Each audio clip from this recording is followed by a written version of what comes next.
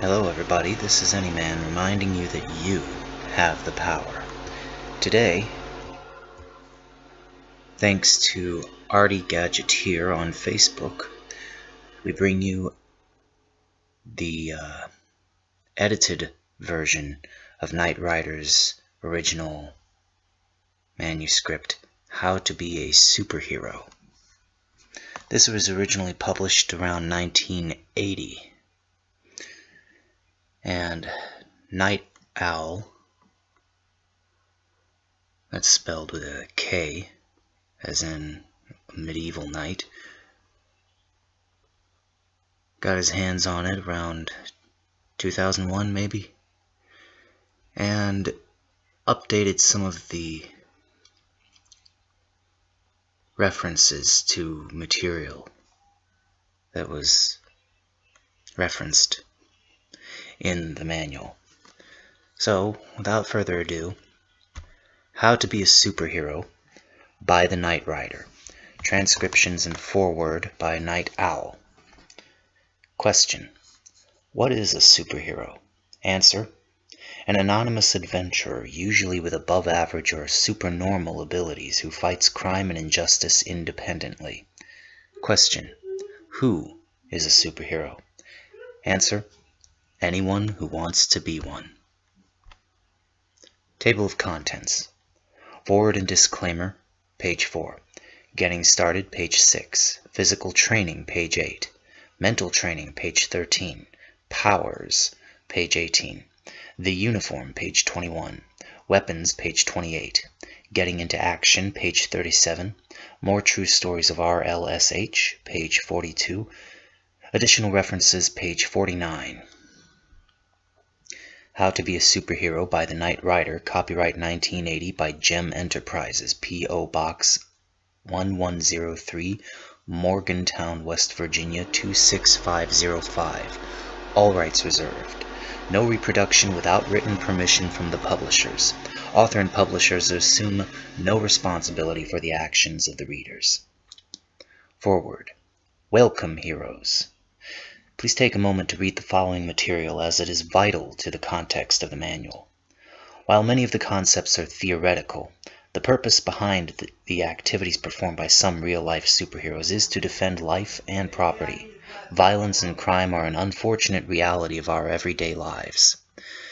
In reacting to the depraved, it is sometimes necessary to match or exceed their level of violence in order to neutralize threats, and though I will not intentionally publish material that I deem inappropriate, please be aware that some mature subject matter relating to crime and violence will be part of the content contained herein. It is with that in mind that I state in no unclear terms I will make no attempts to encourage anyone under the age of 18 to perform any actions described on herein or any of the websites related to the subject matter. As a parent, if you are reading this, well, in this case, hearing this, the responsibility to govern your children lies with you. Any and all information posted here is already easily accessible from any unfiltered internet service and public safety resources. All I have attempted on this project is to compile as many useful links into one readily accessed source. As you make your way through the articles contained in this book, you might notice some possibly incongruent theories and philosophies on how to approach the lifestyle, training, and purpose of one RLSH to another. Please keep in mind there are many of us spread out across the globe, and what is good for the goose is not necessarily always good for the gander. What is ideal for one person may be completely ineffective in your particular situation. Take this to mean that despite the combined years of cumulative experience between the others active in their respective communities, there can be no correct and concrete answer for every person in every circumstance. We can only guide you so far. You have to make your own decisions and manage the subsequent consequences. Disclaimer. Read first. This draft, for royalty-free, inclusive use for the sole purpose of information only. The design and intent is for intellectual discourse, theory, and entertainment value. There will be no earned royalties for the use granted under this agreement.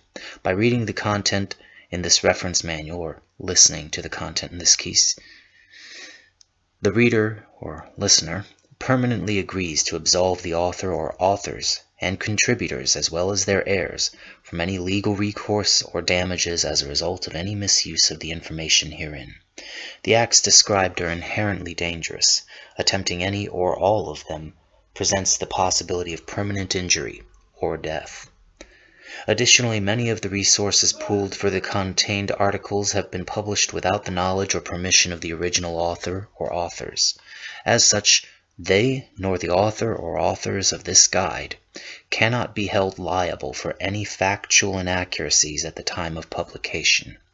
By reading this booklet, you accept full responsibility for the consequences of your actions. The author or authors do not condone the commission of any illegal activities, and should you adopt dangerous behavior as a lifestyle, you bear not only the sole punitive burden, but the responsibility of researching your own local laws and protocols before initiating any interventions. Therefore, you, the reader, agree to indemnify, defend, and hold harmless the author or authors and contributors, either in their individual capacities or by reason of their relationship with respect to any expense, claim, liability, loss, or damage, including any incidental or consequential damage, either direct or indirect, whether alleged, incurred, made, or suffered by, or any third party in connection with, or in any way arising out of the use or disposition of the material by the author or authors, in connection with the exercise of this volume's contents. Such are the conditions of the agreement granted upon under this disclaimer between the author or authors and the reader, or in your case, listener. Getting started. My family always said I was born with a comic book in my hand. I learned everything from comics: vocabulary, technical matters, morals, as well as being entertained by some of the greatest characters ever created. I bought my first comic in 1957, and it's been pure education ever since. 20 years later, my best friend and I were discussing comic books. The question came up: why are there no superheroes in real life? After all, there are villains to rival the comics: the Boston Strangler, the Zodiac Killer, Son of Sam. Where are the heroes? I suggested that the answer to that lies with the fact that the bad news is usually better news for reporting. How much good news do you see on the 6 o'clock TV report? Such stories are not as spectacular as the catastrophic events that are relayed most of the time. The fact is, there are superheroes. They're just not publicity-minded, and they live very underground lives. Their above-ground counterparts are firemen, policemen, rescue squads, paramedics, people whose daily existence is protecting others and saving lives. These people are real heroes. The superhero, as defined by the comics and pulp novels, however, is a different breed. His adventures are on a part-time basis. He lives another role by day, only to emerge as a different and more dynamic personality at night. Yet he depends upon this alter ego as much as the paramedic does upon his job. Although the superhero doesn't make a living from his adventures, he needs to do it because it fulfills a need that is not fulfilled by his everyday existence. Just about everyone needs the reassurance that when their teacher or boss chews them out, when they are bullied or made to feel inadequate, that there is a greater force within that could turn the tide. Everyone wants to be able to think, the only reason I look like a fool at this moment is because I choose not to reveal the true power to the world. Of course, while everyone thinks these kinds of thoughts, from how many are they true? How many have a hidden power or secret identity? Now, I can't claim to give you supernormal powers. No one can. But I can split a 3-inch brick with the edge of my hand, and to those who can't do it, that's superhuman. And I can say this: you have the power to be the kind of person you want to be. I'm going to show you how to let it out. Footnote: or she. I use the pronoun he, although I don't mean to exclude women. There are female superheroes, and they're much nicer than their comic book representations. Physical training. Most comics readers I've met haven't been too active physically, or healthy for that matter. A superhero needs stamina and agility, and a person of any size and stature can develop them. Physical fitness is necessary. Most YMCA or gyms have gymnastics programs. Sign up. Gymnastics and tumbling will define your muscles, restore your vigor, and teach you how to control your body. Or design your own exercise program and stick to it. Remember, it's the regularity of your exercise that produces the results. If you can do 500 push-ups straight, that's amazing. But if you only do it once a month, you're way off track. You're doing much better by doing 10 a day. A good book to refer to is You Can Be Physically Perfect, Powerfully Strong by Vic Boff, Arco Publishing Company. It's a $1.75 paperback. Order it from your bookstore. Night Owl additional reference, weightlifting.org/founder/founder.htm. Amazon.com/you-physically-perfect-ref=ref=IE=UTF8 &S=books &QID=129-315-3560 &SR=1-1. The body is the ultimate weapon. One must for your physical training is martial arts instruction. This I will have to insist upon, because the martial arts tie everything together. The discipline, fitness, self-defense, combat ability, everything.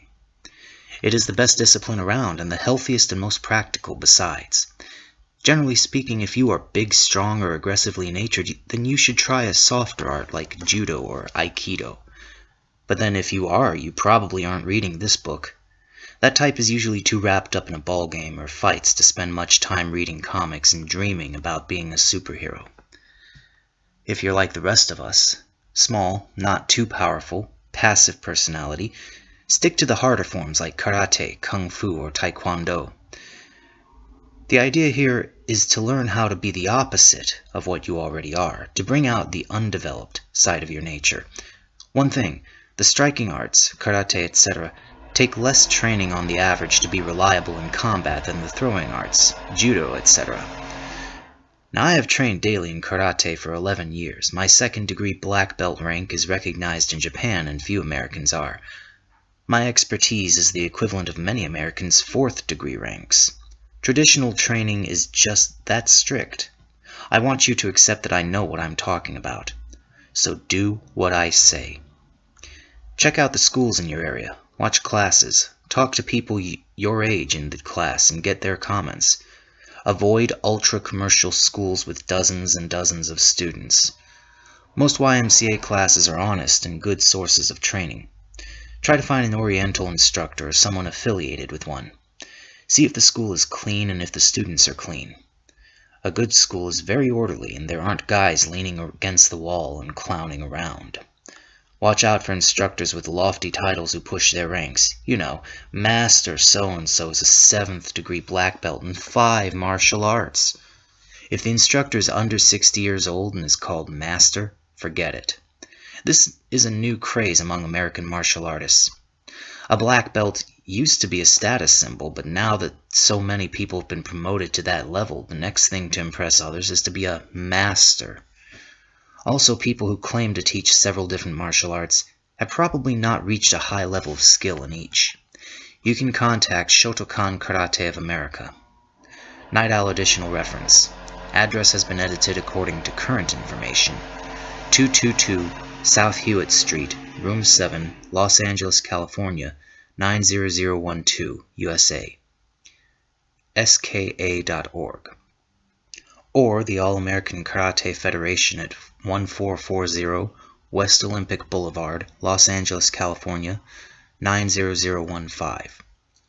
Now, when you begin practicing, keep 2 things in mind: time and effort.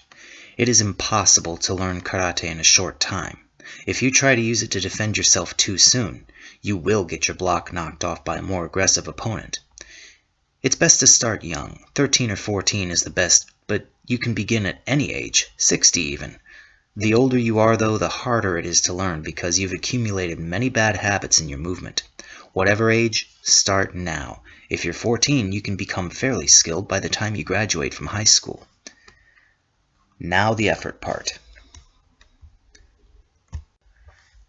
It is also impossible to learn well if you have a part-time attendance or a ho-hum attitude.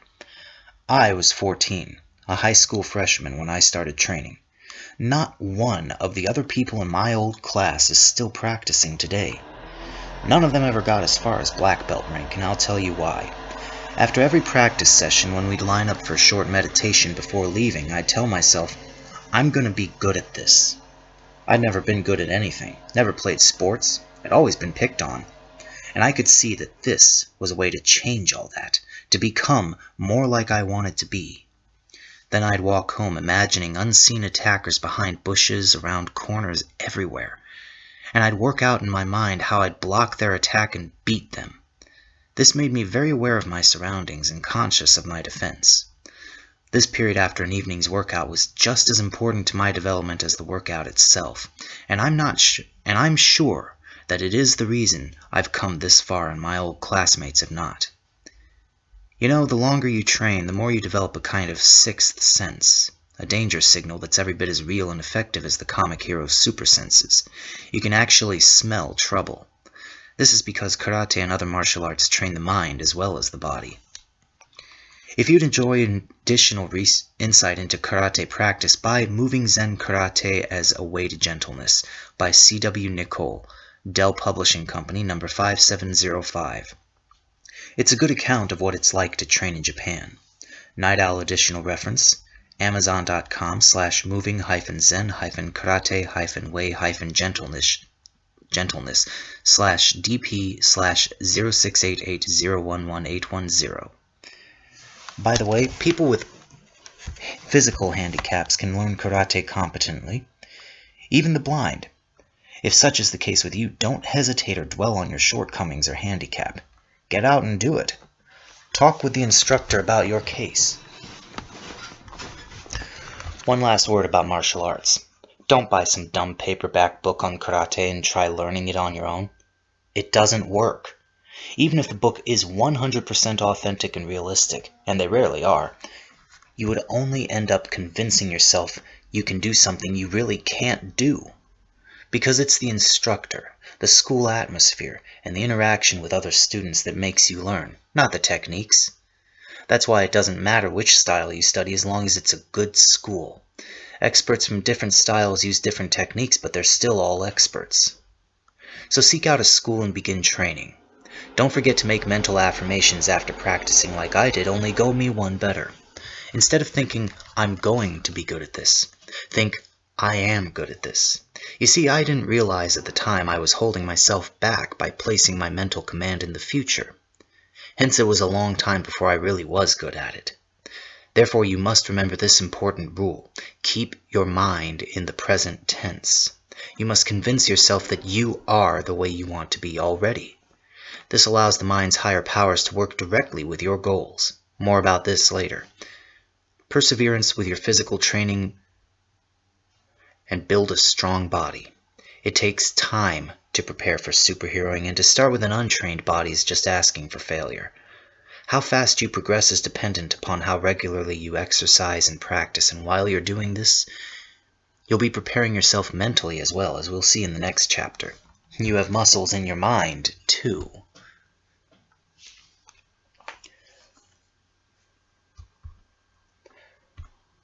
Mental training. It's not enough to be physically prepared. It's the change you make mentally that counts. The first step is establishing your role. Cut out the pictures from comics and magazines that represent the qualities you desire.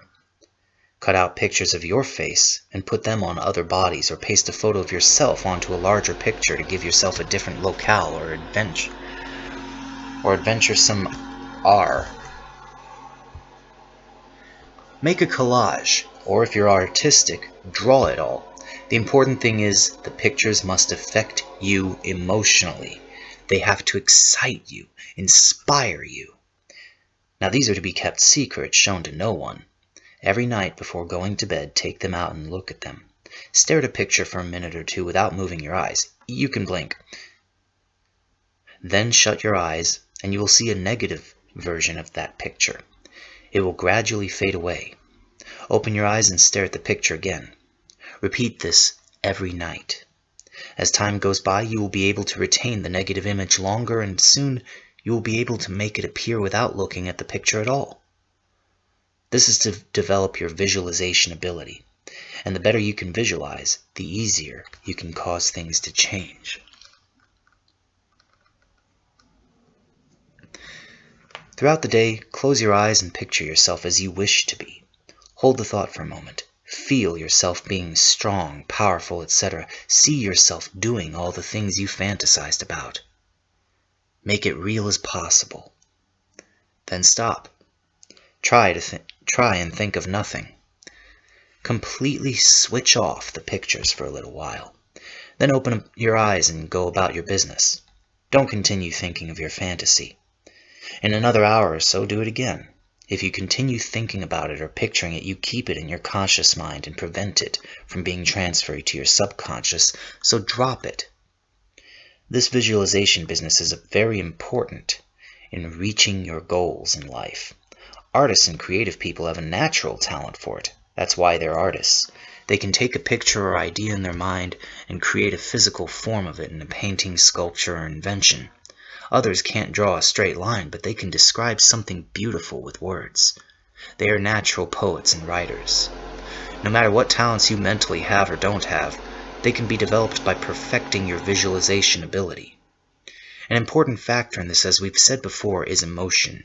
You must feel strongly about your desires, enough to see them and experience them in your mind. And if you want to become a superhero, you probably have an inborn talent for it, like the artists and writers. It's just that public school classes don't help develop that talent, so it's up to you and your desire. I read once that as a boy, boxing champ Muhammad Ali rode his bike past a sports arena and overheard the announcer cry, "And still the heavyweight champion of the world, Rocky Marciano." The young Ali pedaled away, mentally substituting his name for the champ's. So impressed was he by that title. He was so impressed, in fact, that it set up a chain reaction in his visualization process, settled into his subconscious, and caused him to start boxing and eventually become champion. And just about anyone who has gotten somewhere has used this mental ability. Few have actually had the knowledge to develop it, but you do, and you've already started. Do your visualization exercises or fantasizing just before going to sleep at night. As you drop off, the images and thoughts keep going and reach the subconscious, where they really go to work. For more detailed instruction in training this ability, send for The Art and Practice of Getting Material Things Through Creative Visualization by Ophiel, Peach Publishing Company, Los Angeles.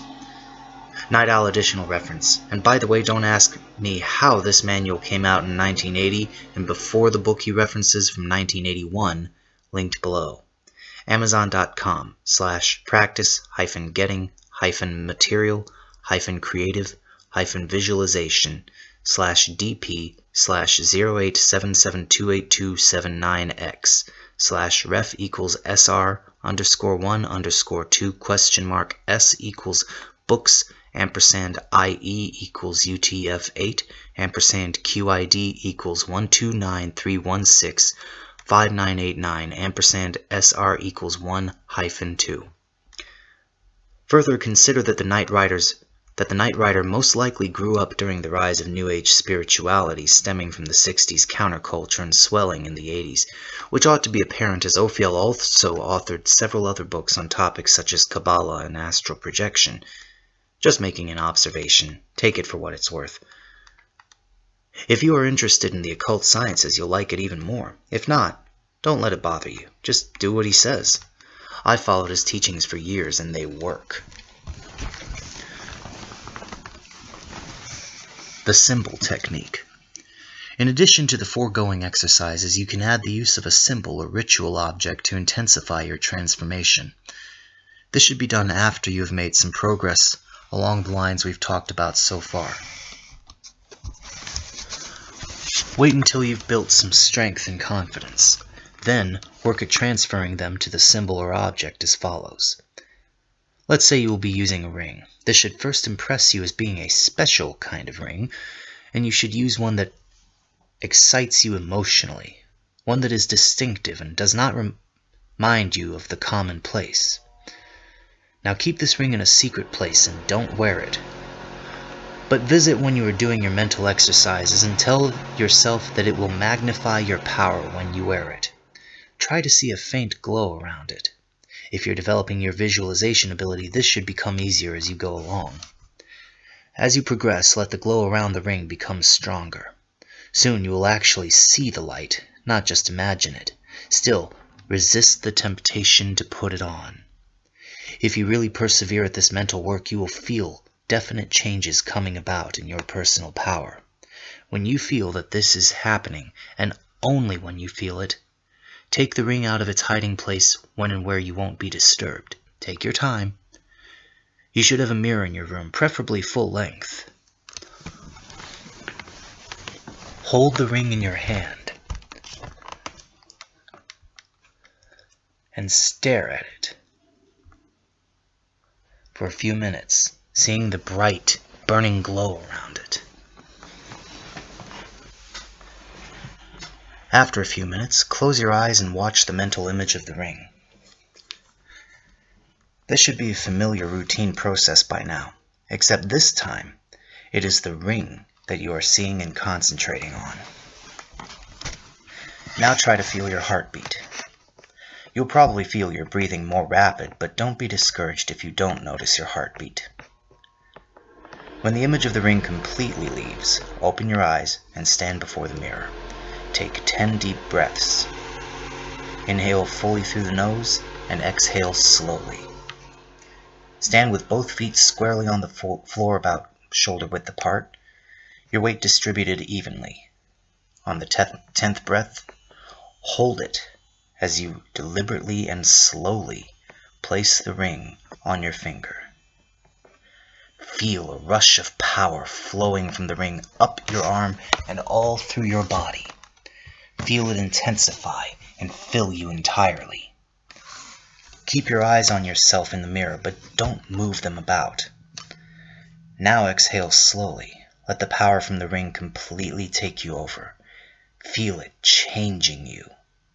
Stare at your image until you see yourself glowing with energy. Then close your eyes and concentrate on the mental usage of yourself that you see. Make it come alive into your mind's eye. See it doing exciting things, fantastic things. Mentally affirm that this is you as you really are. Energetic, powerful, able to do anything you choose. When the visions fade, pull the ring off and open your eyes. Put the ring back in its special place until next time. Even though we use the example of a ring here, use your imagination and find what's right for you. A medallion is good, or a special symbol created by you that embodies your feelings of what power is. It could be a poem or chant which will set off your inner powers and fire your imagination. These elements are used in all types of magical practices, and this should give you some insight as to what is going on during these rituals. The candles, incense, incantations, etc. all serve to excite the mind to release the powers of the subconscious. That is basically what magic is. You might say, I don't want to be a witch. I want to be a superhero.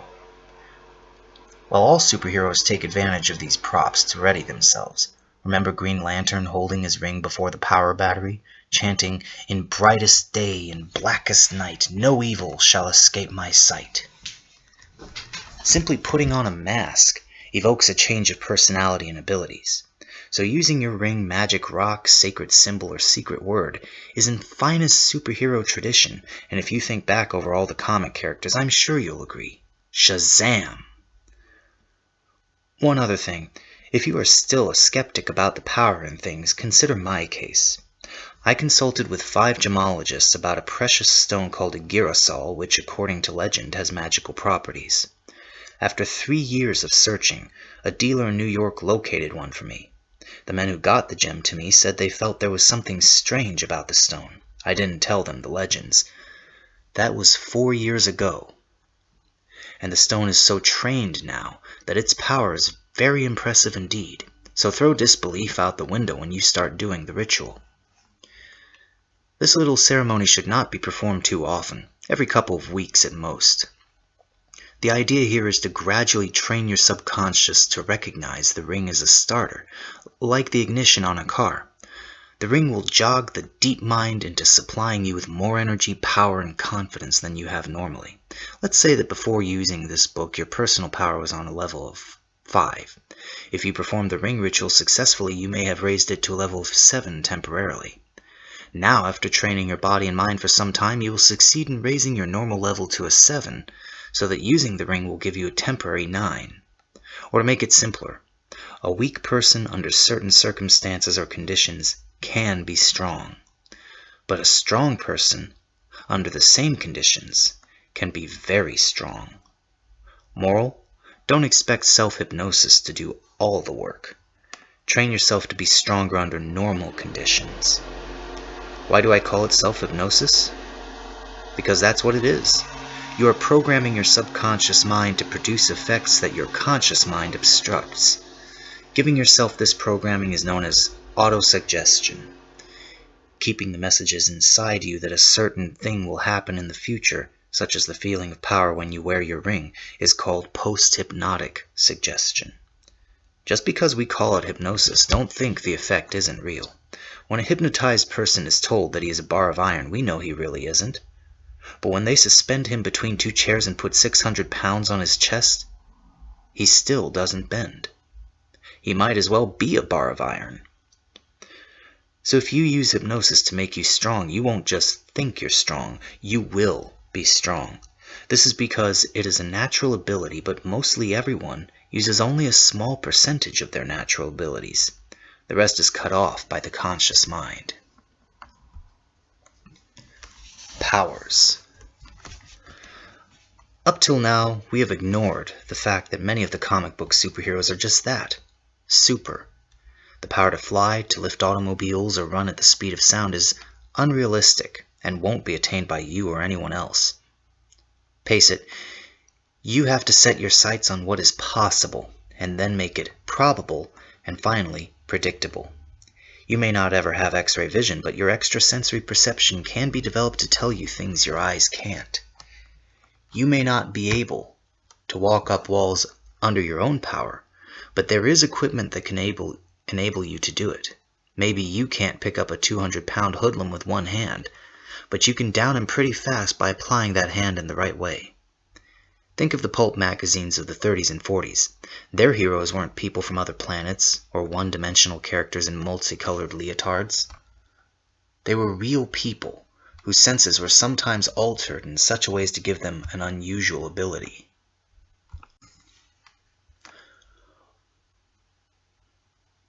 More often than not, though, it was the lifelong training of a dock savage, or the pretended blindness of the black bat, that gave him the edge, or the marksmanship of the spider. He relied on his pistols for his power. Yes, these were real people like you and I, doing things others could if they only had the guts. Real people who wore masks to keep themselves from being recognized, not to parade around in public, drawing crowds. People whose lives were altered in some way by circumstances which led to their adventures. People whose ideals and convictions gave them the strength to fight injustice and cut down the wrongdoers they came up against. There's nothing corny about fighting for your beliefs while protecting your identity. What is unrealistic is the current generation of heroes who fly, stretch, leap, growl, flame, dematerialize, grow, shrink, swim, and flex disproportionate muscles across the comic pages, all decked out in tights and flowing capes of every color and design. There are a few examples of realism today. Take for instance the Batman, someone whose parents were murdered. He is deprived of a normal childhood and strikes back by warring on criminals. He has no supernormal powers, so he trains himself to be a skillful fighting machine as well as a great detective. Green Arrow is a streetwise archer with a very strong ideals, who, like myself, constantly has run-ins with the greedy, the crooked, and the violent. He makes up for his lack of superhuman abilities by unerring accuracy with special arrows. Black Canary may look like just a pretty face, but she's adept at judo and a mean motorcycle rider besides, and Daredevil's acrobatic ability can be equaled with a lot of practice. Superheroing can be rough on the body, and bullets only bounce off Superman, but Iron Man's armor would be an interesting edge for a real-life hero. Increased power and a certain amount of invulnerability would be worth the effort of creating a suit along these lines. As you can see, what you are to become is up to your imagination. Just be realistic. What makes exciting reading doesn't make for a commonplace encounter. You will never meet a Doctor Doom type villain. Indeed, in the real world, no one worships evil. The criminal who is caught by you thinks you are the villain, and he probably feels justified in cutting up your girlfriend to get back at you. Now think about why you want to hide your identity. I've never met anyone who wants to rule the world. Most often it's someone who tries to frame me for something so I'll get fired and they'll get my job. I've never known anyone who would snuff a whole city's population, but I've seen creeps who like to take shots at people of different racial and ethnic backgrounds. So what is the moral of this chapter? Keep your reading entertainment and your personal fantasies separate. Decide which abilities you want to develop, and leave the fantastic stuff for Superman. One more thing. Possibly the greatest power you can possess is that of being another person. In your other identity, you can fight for yourself and others without being blamed for it. You have another, stronger person to aid you, someone who can move without restrictions, something behind you that is bigger than you, something your enemies better beware. The uniform. One's uniform is of prime importance for many reasons. First of all, it conceals one's identity. Sadly, few of the comic book heroes' costumes would do this in real life.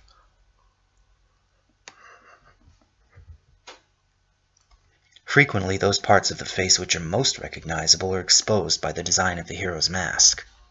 Comic artists are more interested in what will make the characters handsome and dramatic rather than realistic.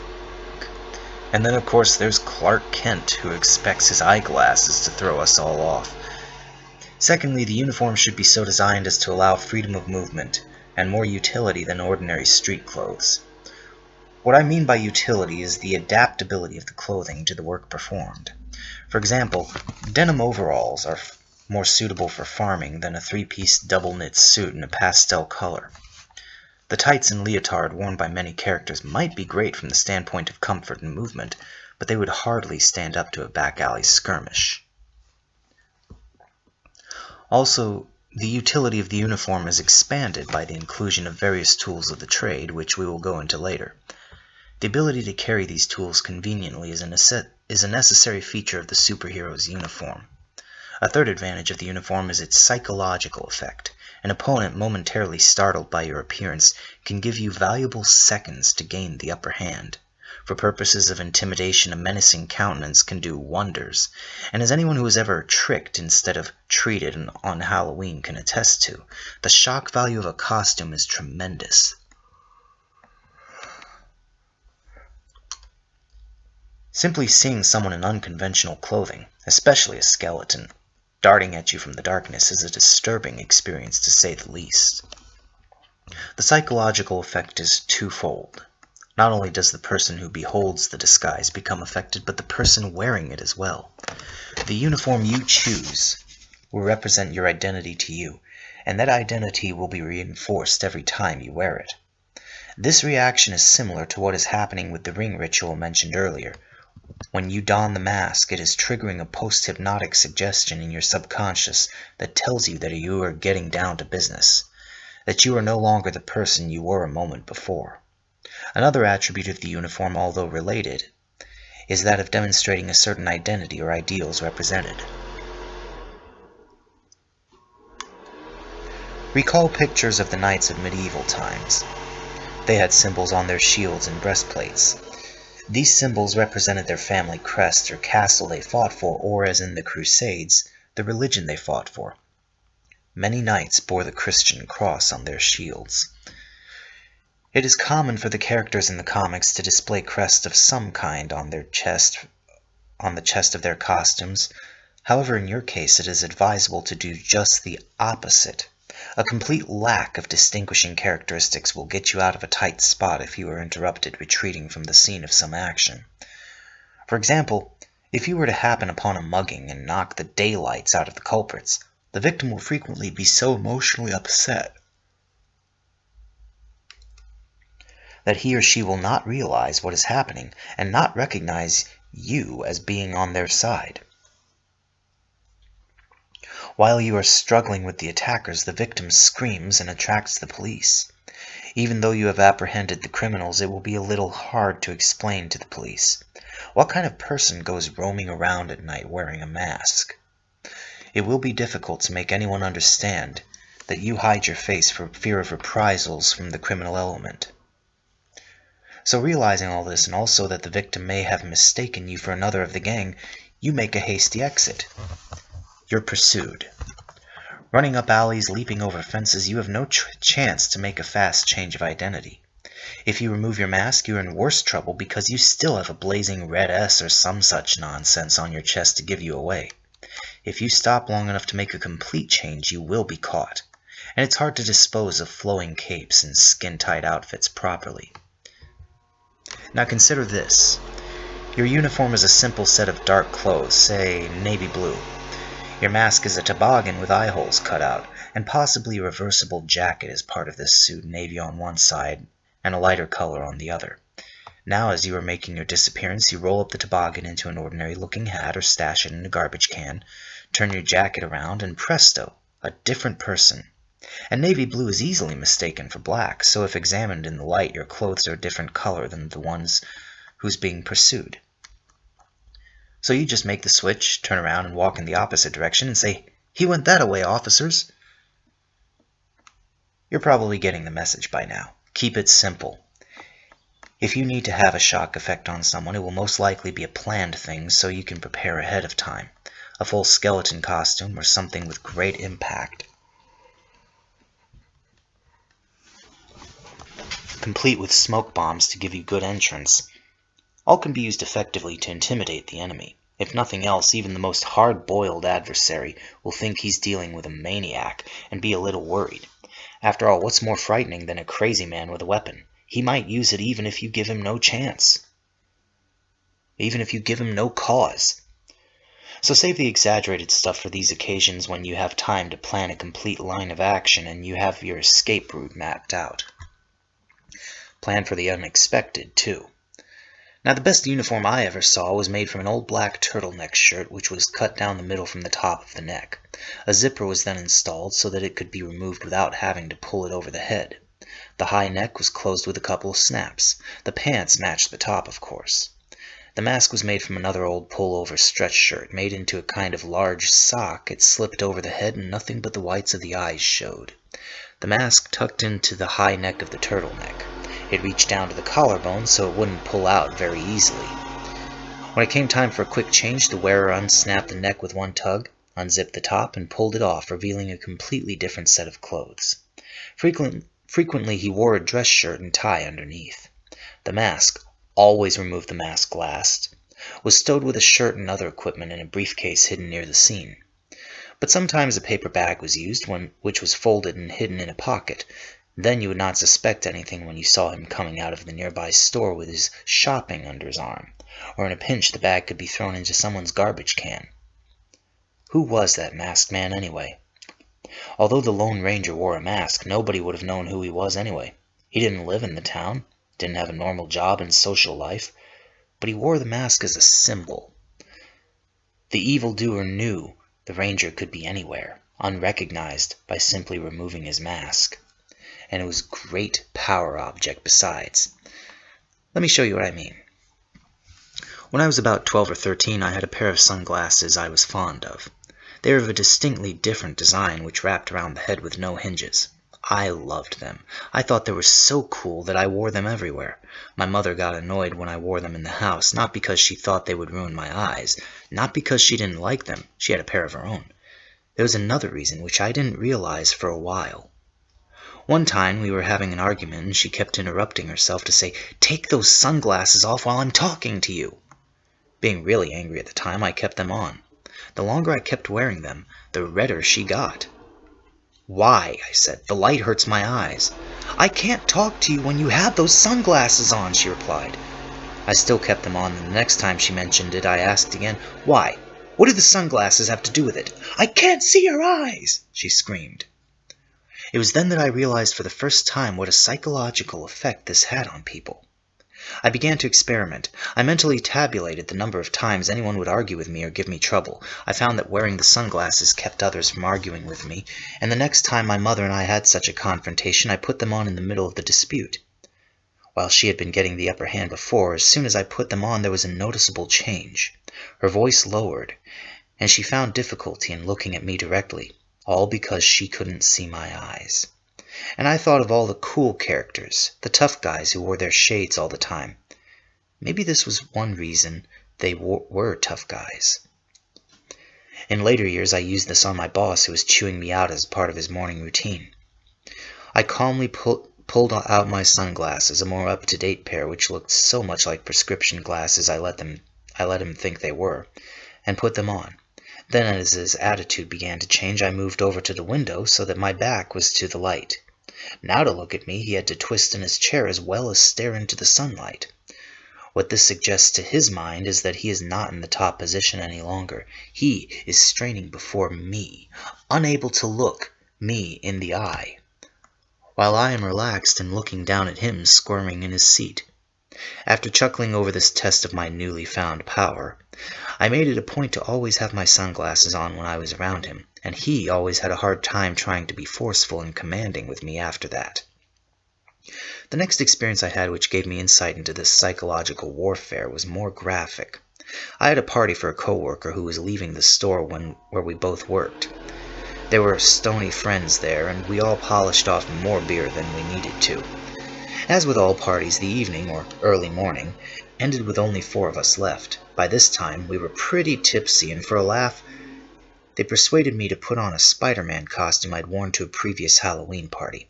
I got it out of the closet, put it on, and suggested we drive around town that way. They put on masks too, and we jumped into the car to see what kind of reactions we would get. Now I should tell you that this costume was really authentic looking, and of course a drunk will do anything. We pulled up at red lights, and I would jump out and surprise the driver next to us. The reactions were tremendous. We went to a supermarket that was open all night. 2 employees were taking their breaks outside when I sprung out at them. Once recovered from their shock, they were really thrilled. They treated me like a celebrity and even wanted me to go inside to meet their coworkers. But the reaction of the evening came when we stopped the car next to a truck about 3 a.m. The driver, obviously a farmer, glanced over, and I waved to him. I have never seen such sheer fright on a person's face before or since. He grabbed his wife on the seat beside him and began yelling something to her. She was equally shocked. I waved again, and they feebly moved their hands in recognition. Of course, no farmer has any idea who Spider-Man is, and to see an outfit like that for the first time would be shocking. But even if he had read the comics, neither he nor anyone else actually expects to see those characters roaming the streets. I got a little bolder and began jumping up on the hoods of cars to get their reactions. One guy must have been a Spider-Man fan because he jumped up and down, laughed, pounded the dashboard, and yelled, "I can't believe it!" If we saw a group of people walking, I'd run over to talk to them. They all thought it was funny, but no one would get too close to me. Afterward, back at the house, we all laughed about the evening's events, and I noticed another thing. I still had the costume on, and my friends were acting funny. Finally, they all said, "Take off your mask." When I asked why, they said they had trouble talking to me when I had the mask on. One said he didn't feel like it was me. The other said it was because they couldn't see my facial expressions. The next day I thought a lot about the whole experience and realized several things. 1. Masks and/or costumes throw people off balance mentally. 2. Looking like someone else makes you feel and therefore act like someone else. 3. You are less inhibited mentally when your face is masked. Okay, the beer helped a little. 4. People's fear of the unknown is aroused by unorthodox appearances.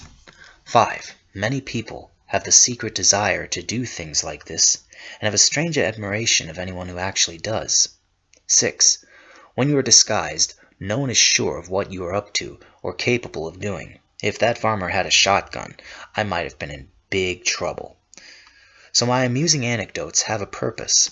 They tell you just how I came to realize that superhero traditions have practical foundations, and from there I came to know that these ideas do not simply jump from a writer's head and remain on paper. The more I got around, the more I found that there was evidence that real superheroes exist. It was only natural. After all, if someone was bold enough to go jumping on cars costume-clad in a downtown area, then someone somewhere would be doing the same thing for a more legitimate purpose than simply having fun. But it is fun, and it's no crime to have fun doing it. In fact, if you don't, then your enthusiasm is probably not high enough for you to do a very good job at it. Just remember, you will be doing things which are not acceptable in everyday society, particularly by the police. Then again, there is the aforementioned trouble of gang vengeance, or the political pull of a crooked enemy with high connections.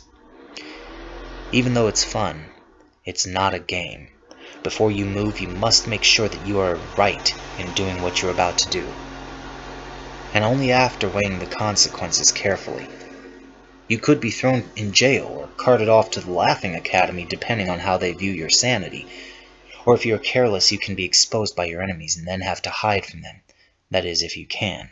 One former superhero in the New York area simply disappeared after a powerful businessman he was working to expose was tipped off regarding his identity.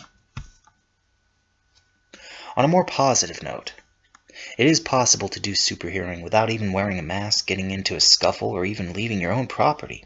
A little information gained from staking out a house, asking questions, and delivering the info to the right places. You can cause a whole lot of change by working behind the scenes. There has been many a time police detectives have cracked a case with information supplied by a masked marvel, anonymous informant. I was a private investigator by profession, and I learned that it was the unglamorous things about detective work that really produced the results. So if you don't have the dedication to sit up all night in a darkened car to see what goes on in and out of a house, then you probably won't go far in the information neighborhood. But your functions are up to you and your situation. You are limited only by your imagination. More on this in a later chapter. Weapons. During the course of your super doings, combat or self-defense will take on a new meaning. While the average person's daily routine may make him subject to an occasional mugging, and your expectations are much different. You must be prepared for multiple armed opponents. Don't forget this. Expect the worst. The people you will be in conflict with are the ones who play dirty. Nobody attacks someone else or picks a fight unless they are sure of winning, so don't think you're going to combat this type of person unless you're sure of winning. After all, you are at least as smart as he is. If you encounter a gang that is terrorizing innocent people, you'll find that the ratio is usually 3-to-1 in their favor. Even the best karate experts will have a sticky time fighting several tough guys at the same time, especially if they all have clubs or knives, and guns are another story. So you will need some kind of equalizer, a weapon that suits you as an individual which expands your fighting effectiveness. The type is up to you, but you must realize that if you're going after dangerous game, you have to carry dangerous armament. If you carry a little billy club like Daredevil or decide to depend on your fists like Batman on TV, you have some waking up to do. In real life, villains don't just lie down and go to sleep when you hit them. If you turn your back to go bah and pow on somebody, you're likely to get a knife stuck in it. You see, someone who commits a crime for which he'd be locked up for many years will do drastic things in order to avoid getting caught. You may find a wild animal on your hands, and no matter how small time you'd like to remain, there may come a time when your usual half-tough adversary pulls a gun out from under his car seat. Then he becomes a real tough guy. You won't be able to say, "Hey, I only superhero against unarmed baddies, fella." He's gonna blow a hole through your masked head and later say you were robbing him. So what you need is a weapon that has these features. 1. Effective against several opponents. 2. Effective against armed as well as unarmed opponents. 3. Has a range of effectiveness beyond your arms and legs' reach. 4. Is more powerful than your arms or legs, or more incapacitating. 5. Is compact and or concealable. Now there are many possibilities suggested by those specifications. First, we will have to return to the subject of martial arts. By the time you are ready to use the knowledge in these later chapters, you should have been training for a good while, gaining fighting skill and experience. If your karate school is of an Okinawa style, you will probably be taught the use of the traditional peasant weapons when you are advanced enough. These are the bo, sai, tonfa, and nunchaku. The reason I bring this up is that these are very simple, but effective weapons that have been used in actual combat for hundreds of years, and they illustrate a very important point. Practice makes perfect. The use of these old weapons is never taught independently, but only as a part of karate training. The reason for this is that these weapons are used as extensions of the body itself. A karate expert who has never trained with one of these tools can pick it up and learn to use it in a relatively short time as compared with a beginner. Why? Because he has already mastered the important things: balance, timing, application of strength, body coordination, etc. When you use one of these Okinawan weapons, it is just like using karate, only when you punch, you have a stick in your hand that extends the range of the punch. If you don't know how to punch properly, then you won't be able to use the stick properly. It's as simple as that. Also, if you've practiced with the weapons exclusively, there would be the danger that if you were unarmed, you would be defenseless. A karate practitioner is never without his natural weapons. So these ancient tools of the Okinawan peasant fit the bill very nicely because they were created for the same reasons. The farmers were forbidden to have weapons, so in order to defend themselves from sword-wielding warriors, they had to use everyday objects like rice flails or grindstone handles. Everything was viewed as a potential weapon, and this is what you must do in order to find what is right for you. The greatest value has been that these things don't look the slightest bit like weapons. Now that Bruce Lee's movies have been introduced to the American public, however, that no longer holds true. Almost everyone now knows what a nunchaku is, and many, possibly your own, states have made it illegal to carry them. So watch out even if you are just bringing them home from practice. Of course, wearing a mask and carrying weapons while leaping over rooftops is against the law too, so I guess we don't have to dwell on the legalities of this. While we are on the subject of the nunchaku, you might consider it as one of your tools, as it is an excellent weapon and fulfills all of the requirements previously mentioned.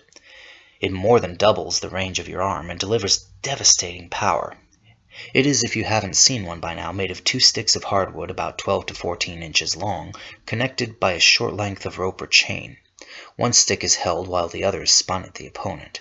The force that is generated by swinging the opposite end is incredible. I've broken boards with one. One disadvantage is, if you call it one, that you must be very good with this thing to keep from injuring yourself. And again, that means practice, practice, and more practice. But it's well worth it to have one of the few weapons that can be used around corners. And besides, you'd better become familiar with it because almost all the street punks are carrying them these days. That's why they were outlawed. But punks rarely have the discipline to really master its use, so don't get cold feet. A chain is a favorite weapon of the street fighter, and it can be used effectively against the nunchaku, especially if it's one of the Japanese variety called a manriki gusari. This is a length of chain with set steel weights on each end. It can be swung, thrown, used to trap or block, and the weights used for striking. It can be concealed easily and is very versatile. The only trouble is that there is no one teaching its use, but there is a book called Spike and Chain by Charles Grozanski, Tuttle Publishing Company, of about $3, which will tell you much about it, and you can become fairly proficient from this instruction. The Manriki Gusari itself is now being manufactured and is available from several martial arts supply houses. Check the ads in the martial arts magazines at your newsstand.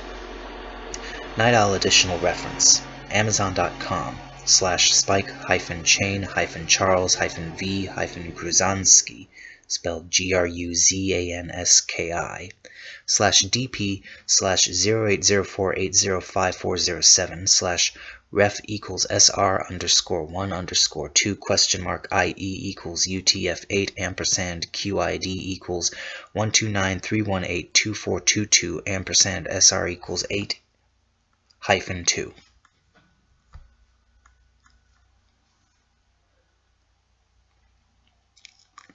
The weapon that is my personal favorite, which I rely heavily upon, is a bit more modern. It is manufactured and requires almost no training or practice to make it effective. It can paralyze a group of attackers from 10 feet away and can be concealed in a pocket. What is this gadget? Back in the golden age of comics, there was a character called the Sandman. This was due to his habit of putting people to sleep with a gas. It must have put the readers to sleep too, because there is no such type of character today. But I loved the Sandman, especially because he wore an ordinary business suit and hat, and his face was hidden by the gas mask he wore. He was very down to earth. And then there was the Green Hornet with his gas gun. So it didn't take me very long to consider the advantages of using a gas weapon, in my case, tear gas. Tear gas dispensers are very available commercially. I use CS type tear gas, the same as used by the U.S. Army and other military outfits. Most police forces, as you probably know, use chemical mace, a milder form of the CS tear gas. Tear gas induces a burning, stinging sensation which makes it impossible to see. Breathing is very difficult, and coughing and crying are the two major effects it has on the opponent. In other words, he doesn't feel much like fighting. Now, while you have to be protected a bit yourself, stay upwind or wear a respirator of some kind, you can see the advantages to this type of weapon, and it produces no lasting damage, which gives you a wider range of possibilities in dealing with people. That is, you may not be able to avoid cracking someone's head with an nunchaku during a scuffle, even though that wasn't your intention. With a gas, you can neutralize him and then do what you want with him, whether it's tie him up for the police or teach him a good lesson. Do not buy one of those little tear gas pens that look like fat hypodermic needles. These are advertised in the back pages of most magazines. They are worthless. Apart from being ineffective, they cannot be used at anything other than close range, so forget them. They're not even good for what they're advertised for: women's defense against purse snatchers. The blank .22 pistol gas guns are not much better. They fire little tear gas cartridges which expel the gas in a cloud around the gun. You'd have to press the barrel against the guy's nose to get him to breathe any gas. The only reliable form is the canister type seen on the next page. With one finger, you can spray it over 10 feet away in a second. They're usually good for 50 to 100 shots. The problem of protecting yourself can be overcome by wearing a paint mask under your outer mask. These masks are to protect you from paint fumes and can be found at hardware or paint stores. There are also versions made for spraying insecticides, which are really potent poisons, so these are good for tear gas too. You definitely want something to guard your eyes from the fumes, so look into a pair of goggles. You will probably end up looking like the Sandman, but you could do worse. They could find you groping around coughing in a cloud of your own tear gas. So if you plan any kind of major skirmish where you'll be using a lot of the gas, be smart and prepare. A good CS tear gas product is the Paralyzer. It is sold by Defense Products Manufacturing Company, 1628 South Hanley Road, St. Louis, Missouri 63144. Their literature says sale prohibited to minors, so if you are underage, make sure you type your letter so they will assume they are dealing with an adult. Ask for information on their tear gas products and say you are interested in a police unit model number X621. It will probably run you about $6 or so. During the course of writing this book, I've had numerous discussions about mentioning firearms, and I want to do that. At least mention them, because I don't want any readers to have a fairy tale view of the real world out there. It is beyond the scope of this book to prepare anyone to deal with big league enemies, professional killers, high-level criminal combines, seasoned murderers, etc. And this is the game which merits the use of firearms. The prey which cannot be handled easily without guns, the ultimate tool for killing. Therefore, guns are not recommended whether you are licensed or not for superheroing. The police and FBI exist for hunting the big game, and their training is more adapted for it than yours ever could be. The type of foe you will usually run into is the relatively unskilled criminal, or he may be someone who bends the law so that he isn't even technically a criminal at all. The professional killer is a trained assassin with no regard for human life. He will have as few qualms about shooting the person who tries to stop him as he does about shooting the victim. In the world of high-level crime, people who interfere with profits are rubbed out with no emotion or ceremony. It is just a business matter for them, and any obstacle to the business has to be removed. But the violent crimes committed by the street gangs, the muggers, the small-time strong-arm men, the bullies, these are mats performed by unskilled criminals and thereby pose a different kind of threat. The mugger who is armed may get off a round or two at you, but it will be a quick, panicked shot that comes your way. Not one with the accuracy of the syndicate killers, whose skill is honed and as sharp as any marine marksman. No, unlike the professional assassin, the street punk is a nervous individual who only appears tough. He wouldn't need a gang if he really were. He wants things to go smoothly and isn't out for mass bloodshed. He isn't apt to spend much time developing his accuracy or speed with his weapon, so it is possible to handle him without blowing a hole in him. Besides, there's always the question of whether the person who shoots a killer is a killer himself. Morally, the answer will differ with the individual, and legally it will vary with the circumstances. But what we don't want is for the superhero to become the same type of person he is combating. There are ways, and there are ways. For example, there is a group in New York that has been quite effective in preventing armed robbery with no weapons used at all. Personally, I've always thought the superhero tradition of swinging down and going zap and powie with just the fist was totally unrealistic and could never be applied. But I'm happy to say that this superhero team has proven me wrong. You will read about them in the last chapter of this book. The only reason we've had to discuss weapons in the first place is that superheroes find themselves in threatening situations more often than everyday folks. If you attempt to prevent a crime, you are doing something lawful, a citizen's arrest. If the criminal attacks you and you defend yourself, you are doing something lawful, self-defense, but only if you use just enough force to ensure your safety. Not if you permanently injure the guy when he attacked you with less than deadly force. Needless to say, firearms are more of a liability here than anything else. It's difficult not to inflict a serious wound with a gun, so if you didn't get the message yet, avoid the things. An interesting weapon which has been used extensively in the comics is the bow. The arrow could be said to be the father of the bullet. It is a weapon which can be used at long range, much longer than its predecessor, the spear. It is used to start fires, give signals, and defeat an enemy without having to match skill with him as with a sword. Yes, the arrow revolutionized warfare back in the Dark Ages, and I can see it revolutionizing superheroing today. Remember Green Arrow's trick arrows? One for a smoke screen, one for releasing a net, one for releasing tear gas. Get the picture? Think what an arrow with a rubber bulb instead of a head would do. It wouldn't kill someone, but it would knock them out in a hurry. Arrows can go through doors, walls, cars even. With a good bow and practice, you can shoot the tires off a car from a distance and nobody would see what happened. When the occupants got out, you could fire a gas arrow into their midst and drop a net over them while they were gagging. Now, I'll admit a bow is a little hard to carry, and even Green Arrow's was collapsible. But it's possible to make a small bow that would still pack a lot of power. Better yet, a crossbow. These have the advantage of using shafts instead of arrows, which don't need feathers. So it's possible to make your own. Experiment. See what you can come up with. Just remember, even though it's not a gun, you are carrying a deadly weapon. And most states don't even allow crossbows for legal hunting. There is no limit to what you can do if your imagination is fertile. We've covered the whole range here, but there are hundreds of specific things that couldn't even be touched on. Your weapons will be just that. Yours. What you do with them is up to you, and I don't advise you to use anything that can harm someone unless your life or well-being is threatened. Only in self-defense is the rule to follow.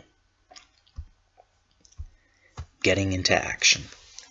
By this time, you're probably wondering just what real-life superheroes do. If there are no mad scientists running loose or monsters roaming the streets, no threat of invasion from other planets, etc., what do they spend their time doing?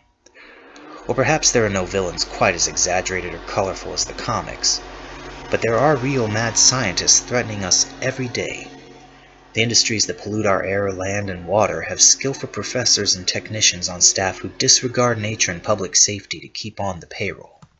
They are paid to find the cheapest methods of operating and disposing of waste for the profit-hungry industrialists who continually find ways to sidestep government regulations. The environmentalist movement has made it harder for them to do it, but money is powerful. It is hard to oppose fat cat factory owners who can put pressure on you for protesting their activities. You can suddenly find yourself without a job and not know why until you put it together that your boss is a friend or otherwise influenced by the business you've caused public embarrassment. In other words, you are penalized for calling to attention another's crimes. Unless you assume the superhero's role in place of the protester's role. A good example is the Fox. In 1971, a company that was grossly polluting the river of a Midwestern city was under fire from the first organized environmentalists. The officials of the firm had enough aloofness to protect them from concern with the charges. As long as it didn't get too much publicity, they didn't feel too threatened. Then the Fox entered the scene. He exposed some of the company's practices of dumping waste into the river through anonymous activities. He sabotaged a few of their operations, and the press began to take notice. In a crowning piece of superhero work, he entered the company's offices and painted the executives' walls with the foul-smelling chemical waste he found pouring into the rivers. The newspapers had a field day with the story. The officials of the company had a hard time claiming that the stinking stuff was harmless. The Fox had made his point, called public attention to the problem, initiated widespread pressure on such violations of environmental protection, and became the hero of young and old, all without revealing his identity. In fact, he even inspired imitators like the bear who appeared on the scene not long after. This story is also interesting because of its parallel with one of fiction's most celebrated superheroes, Zorro. As Don Diego, he would not speak out against government and political oppression, so as not to hamper his efforts. But as Zorro, he fought taxation and unfair treatment of peasants. Don Diego seemed uncaring about such issues, while he gained important information by being friendly with the authorities. And in his other identity, he fought them. Incidentally, in Spanish, Zorro means the fox. Night Owl additional reference, James Phillips, 70, environmentalist who was called the Fox. So whatever your pet causes are, you can help them out anonymously more often than by sticking your neck out. Having your stands publicly known is a sure way to get stopped. If the Fox had been a loud protester in his other identity, he'd have been picked up by the police after his first act. Using that story as a bit of inspiration, more on real-life heroes in the next chapter, we will now examine the potential ways you can operate. Much of the time your calls of action won't necessarily come from a daily or nightly patrol for evildoers. It will usually result from someone you know being involved in trouble of some kind. So there will rarely be the need to dash into an alley and tear off your clothes to reveal a costume underneath. This has been explained in the section on the uniform. But there are superheroes who do make patrols, most notably the neighborhood vigilante squads who police high-crime areas. These are neighbors who have banded together to catch criminals where the police forces are too undermanned to patrol frequently. One such group in Chicago ride in their private cars, keeping in touch by two-way radio.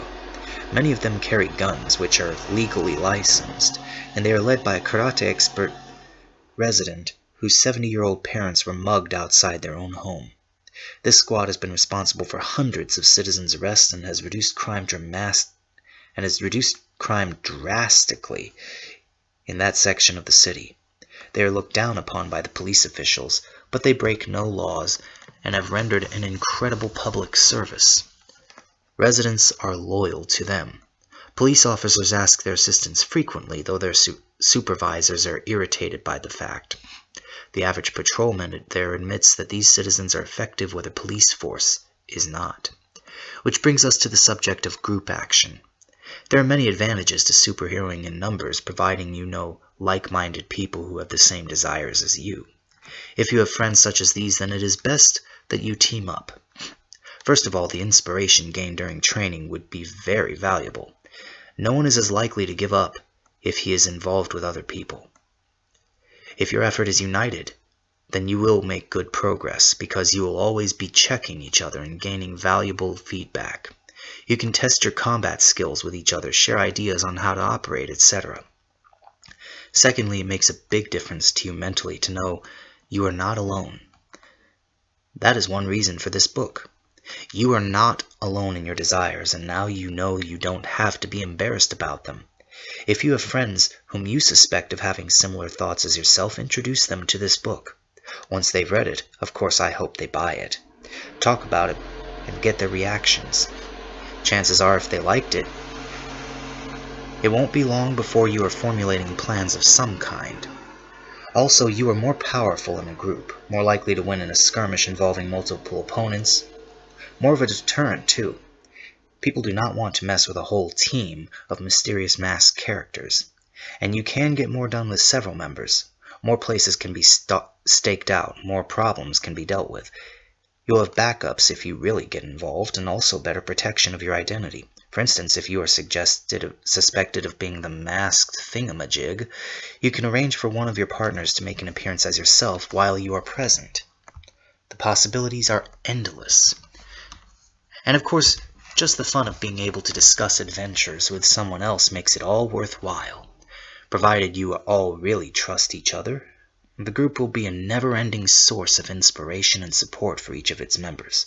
So if it's possible, team up. You may feel like a loner now, but there's truth in the old saying, strength in numbers, and once you read about the Magnificent 13, a superhero team profiled in the next chapter, you'll see how this adage can be effectively applied in combating street crime. And can it ever?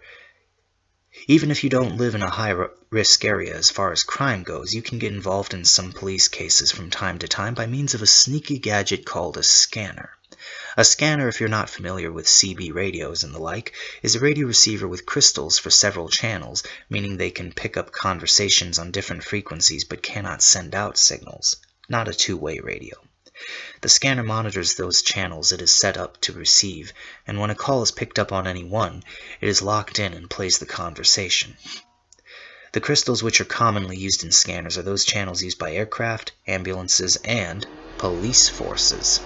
You can listen to the scanner and pick up calls from the police department to patrol cars informing them of some crime in the location. If your scanner is mounted in your car, you might be closer and arrive first.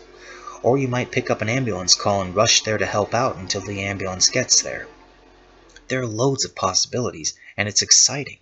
In small to mid-sized towns, the local police force usually uses one channel for its calls. In larger cities, though, they may use two channels, one for sending and one for receiving. This is done to prevent you listening in. You will only hear the station or the patrol car depending on which crystal you have. Most state police agencies do this because they have larger budgets for more sophisticated equipment. But this can be solved by getting two scanners if you have the money. Usually a scanner won't handle both crystals you want at the same time. But talk with someone at an electronics store that sells CB radios and scanners and ask which crystals you would need for your area. Your local Radio Shack store or similar outfit is a good source. Usually they have a scanner set up at the store for their own enjoyment, listening to the police or airplane calls. Let them advise you as to which crystals to have installed to hear what you want. Don't be worried. There's nothing illegal about listening to what goes out over the airwaves.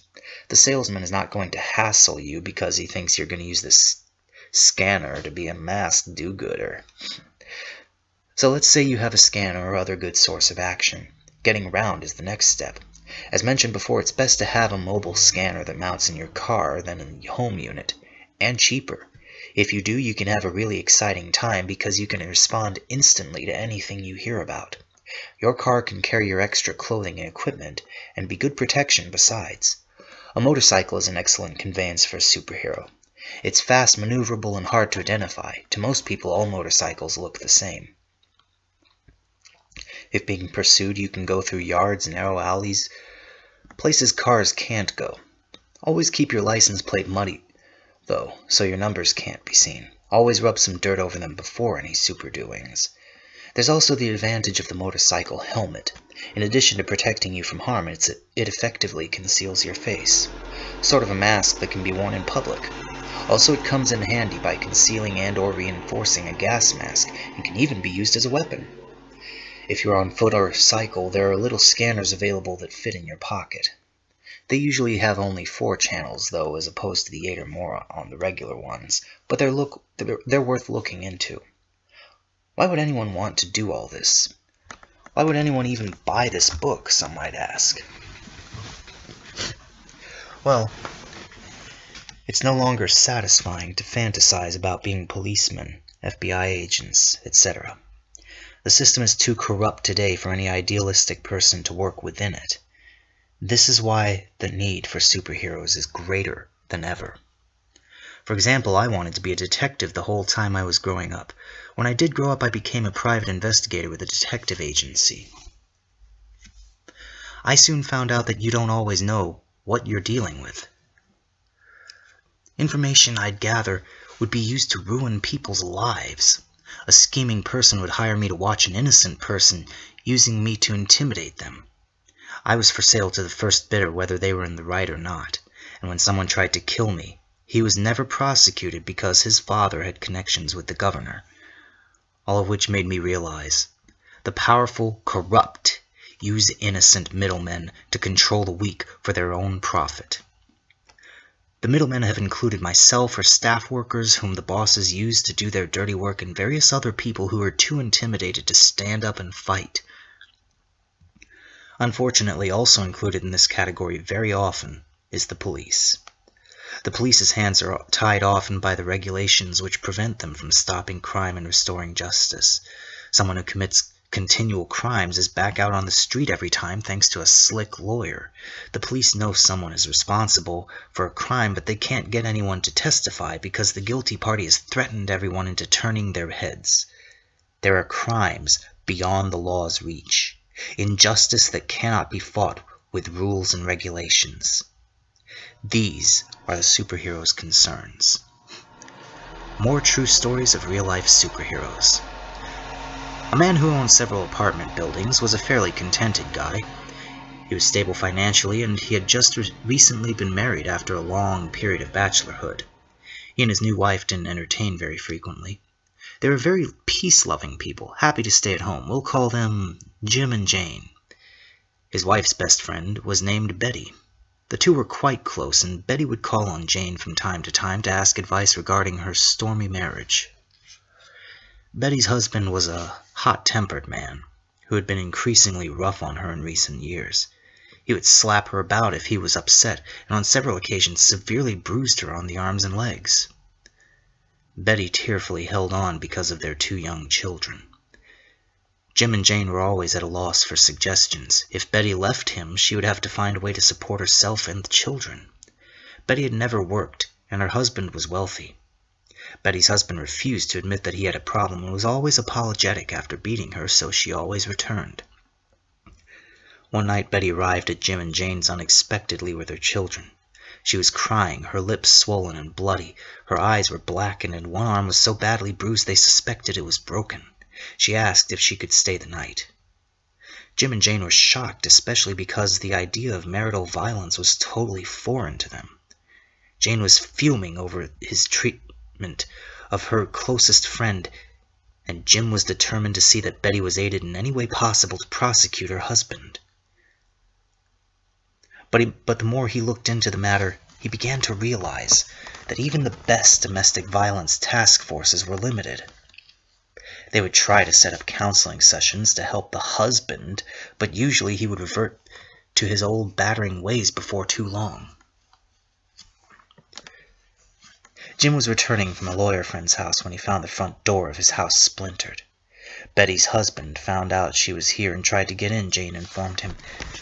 since Betty's husband was fairly wealthy and influential and Jim's lawyer had given him pessimistic news about the prosecution. An idea began to hatch in Jim's brain. He'd been shocked by the grim reality of domestic violence, and he decided to do something about it the only way he knew how, especially since he was now involved. Violence had come to his door. He had to repel it. He became the Phantom Avenger. Wearing an old tracksuit and toboggan ski mask, Jim waited for Betty's husband outside his home. He'd been a fairly good boxer in his college days, and Jim decided to brush up with a live partner. Betty's husband pulled up the driveway and exited his car, an expensive white Continental. As he opened his front door, Jim hit him with a flying tackle that carried them both into the living room. Betty's husband looked up at Jim and cried, "Who are you?" "I'm the Phantom Avenger, and I'm going to teach you a lesson you'll never forget." With that, Jim hit his opponent with a terrific right that sent him sprawling over the coffee table. Pouncing on him, he raised him up to his feet by gripping the man's throat. He tried unsuccessfully to fight back, but the Phantom Avenger was too much for him. A flurry of blows knocked the wife-beater across the room, each one hitting the mark. His mouth was bubbling red. "You like slapping women around, eh?" the Phantom Avenger asked. "Well, get this. If you ever try to get Betty at Jane and Jim's house or anywhere else, I'll be back to give you a real sample of what I can do." With a message across, he slammed the man face down onto the end table. "That's so everybody will know what happened to you. And tell all your wife-beating friends," he called as he walked out the door. The light of dawn showed to all in the upper-class neighborhood the message, painted in huge letters on the face of the house: "Wife-beater." The fancy white Continental also had brilliant red words added by Jim before he left. "I beat my wife. I'm a crumb, and the Phantom Avenger punished me." Jim had been bored for a good many years, not having to put in a full day's work like others, just retiring to his books and business details. His life was peaceful, but at the same time a sense of purpose was missing. He'd found it now. He converted space in one of his buildings and found a home for battered women. Businessmen friends aided him in employing Betty and others like her. A tragic incident changed a man's whole lifestyle, and occasionally a drunken and violent wife-beater is found tied to a tree with a sign about his neck: "The Phantom Avenger hates women beaters."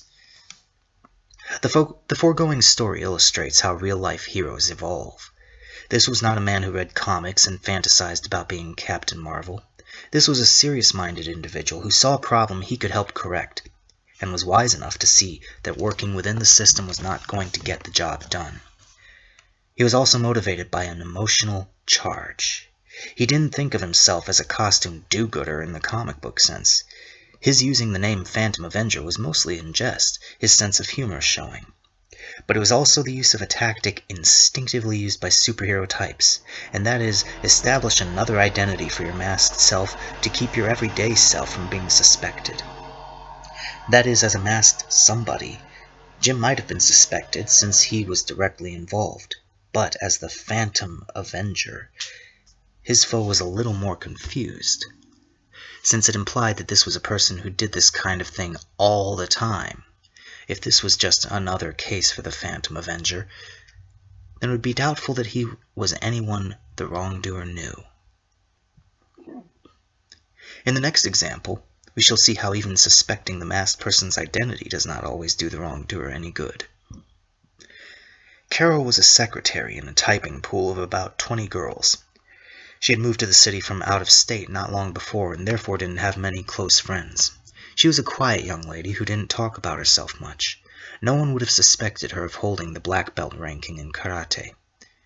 The supervisor in the office was a Mr. Pavone. Despised by all the girls in the office, Pavone was a woman chaser from the word go. He would proposition the secretaries and threaten them with their jobs if they did not comply. If a hapless worker would chance to be in the file room alone, he would appear blocking their exit and delivering one of his classic lines such as, "I can see you and me together, honey." Carol asked her co-workers if no one had ever thought to complain to the big boss, his employer. They replied that the big boss had a similar character and that he and Pavone were too close for anyone to put pressure on that way. The only answer the girl said was to avoid him as much as possible and try not to antagonize him. Carol, for one, needed her job badly at that particular time and could not afford to lose it or quit to find another. But one thing she knew. She was not about to put up with Pavone's advances. She sat contemplating the problem at work while watching the wolf pinching the secretaries as they walked by. She knew he always initiated the new girls by asking them out. There was another girl who started to work a week before she had, and Pavone was putting her through the ringer. She must have refused him because he was very short with her and checked her work every day, hoping to find mistakes. When he did, he would badger her about them until the young lady was in tears. Carol noticed him giving her the eye, although the circumstances had not been right for him to make advances toward her yet. She felt sure they would not be long in coming, though, and she wisely planned to take action before there was any trouble. She did some simple deduction. He was really a coward, afraid of anyone who would get tough with him. This was evidenced by the fact that he had avoided the secretaries who were married. She could see that he wanted no part of an angry husband, and his cocksure attitude was only bolstered by the fact that he could fire anyone he liked without fear of reprimand. The trick, she reasoned, was to get tough with him without jeopardizing anyone's job. How to make him back off and show that there was something that could threaten him without going through his boss.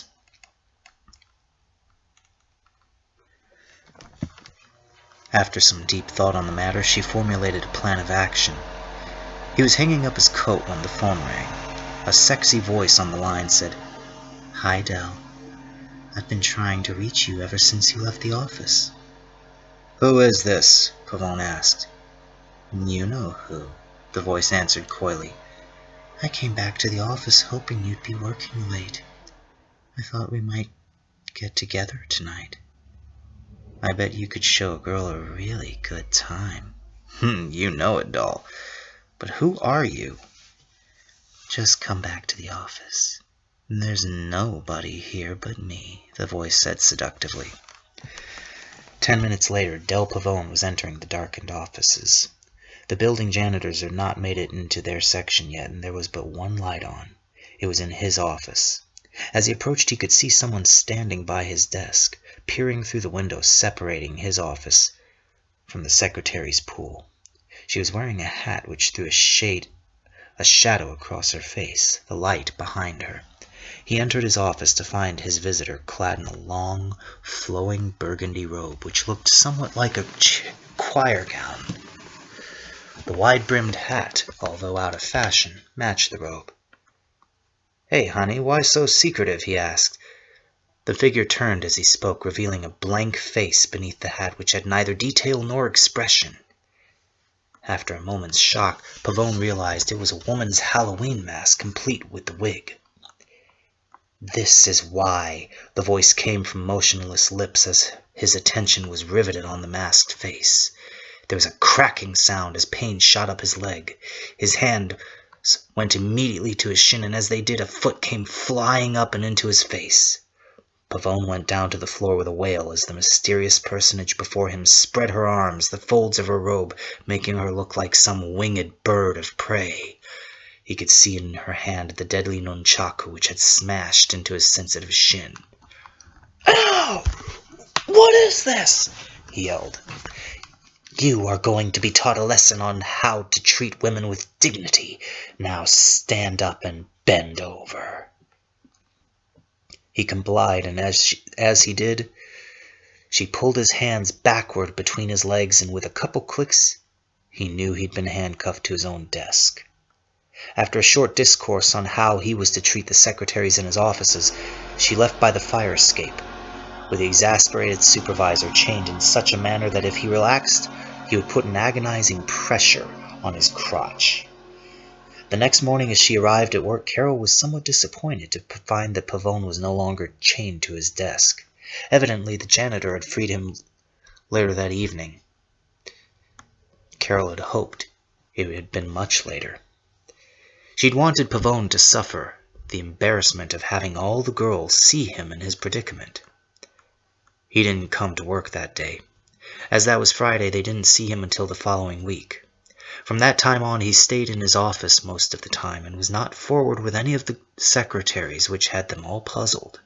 Of course, if any of the girls had chanced to look at the paper in Pavone's typewriter the next Monday, they would have found a note reading, "Remember what I told you. If you get fresh with any of the girls, I'll come back and break both your arms. Ms. Mystery." Now this girl was on the ball. She didn't wait for the problem to affect her directly. If anyone would be suspected, it would have been the last girl Pavone had given trouble. And this was unlikely, as Carol well knew, because she was a very short, petite girl as opposed to Carol, who was on the tall side. And since all the girls hated him, it could have been anyone, and for all he knew, all 20 of them were in on it.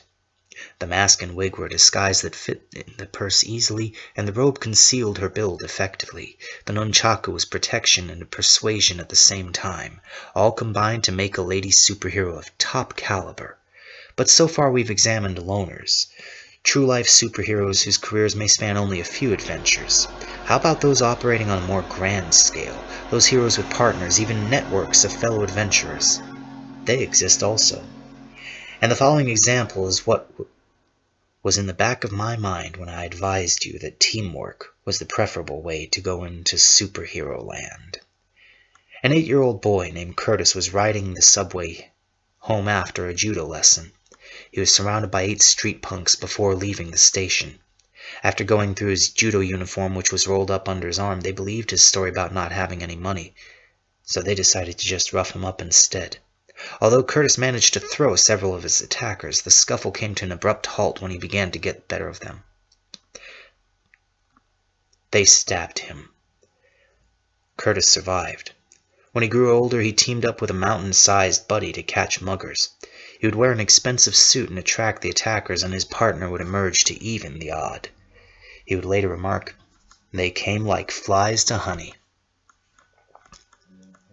A real go-getter, Kurt qualified for herohood early. At 16, he rescued 6 people from a burning house. He earned his nickname, The Rock, from his troubleshooting within the tough section he grew up in. An assistant manager or bouncer for a McDonald's restaurant in the Bronx, he gained respect as a tough scrapper who kept the peace. Then in 1977, Curtis the Rock expanded his activities to include co-workers with similar desires to prevent crime on the streets and subways. The Magnificent 13 was organized. Working in shifts and always in groups of 3, the 13 ride the subways from 8 p.m. to 4 a.m. every night. They carry no weapons, which The Rock claims gives them their public acceptance and toleration by the police. They wear red berets and shirts with Magnificent 13 emblazoned in red letters across their chests. They've been very successful in aborting muggings and have made a number of citizens' arrests. The members of the 13 are carefully chosen by The Rock. At the time of this writing, the number of the group has swelled to over 100, including women. They're put through 6 months' training for the streets before they go out on patrol. They must be capable fighters, able to handle an assault. Curtis, whose expertise has improved greatly since those early days, tests their ability himself. Another rule of his: all members must be employed or in school and have no police record. Although it is impossible to tell how many hundreds of crimes they have prevented simply by being a deterrent, troublemakers disappear when they see red berets. They have had their share of spectacular scrapes. Once a woman was attacked by 6 muggers leaving the subway train just as The Rock and 2 partners were making their rounds. Intercepting them, he and his fellow crime-busters saw one of the attackers pull a sawed-off shotgun as they approached. The mugger aimed the gun at the woman as Curtis made a last-chance maneuver to save her. Launching a flying kick through the air, he connected with the thug, discharging the shotgun blast into the ceiling. As his attackers fled, Curtis plummeted 17 feet from the platform to the tracks below. His loss of balance might have proved deadly, but a pile of refuse miraculously broke his fall. The Rock survived again.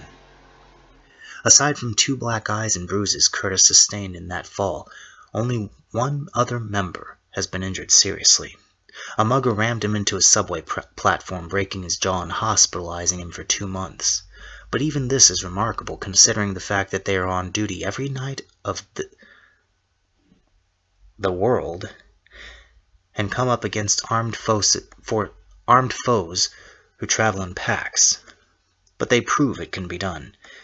The superhero concept has been taken to the streets, and it's working, and 23-year-old Curtis plans to initiate chapters in other cities, in rural settings as well as urban. The country is ripe for this, he stated in recent interviews. Night Owl additional reference. In New York, the Magnificent 13.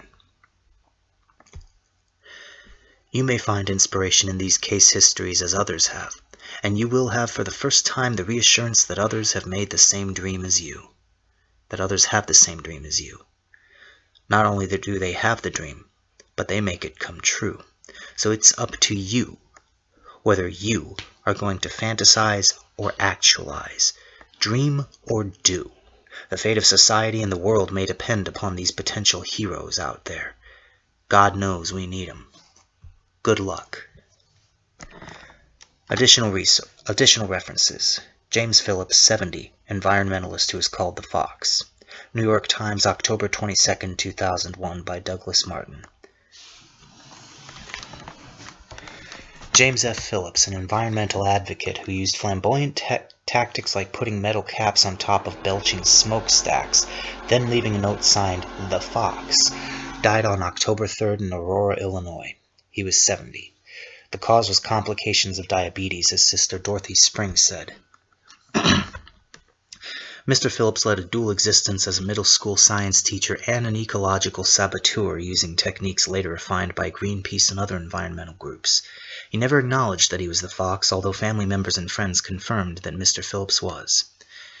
He carved a particular niche for himself, said his friend Ralph Fries, a blacksmith and canoe maker who accompanied Mr. Phillips on a mission or two. He tried to disguise himself, but it was a thin disguise. The Fox plugged polluting sewer outlets and left skunks on the doorsteps of the executives who owned them. He collected 50 pounds of sewage that the company had spewed into Lake Michigan and dumped it in the company's reception room.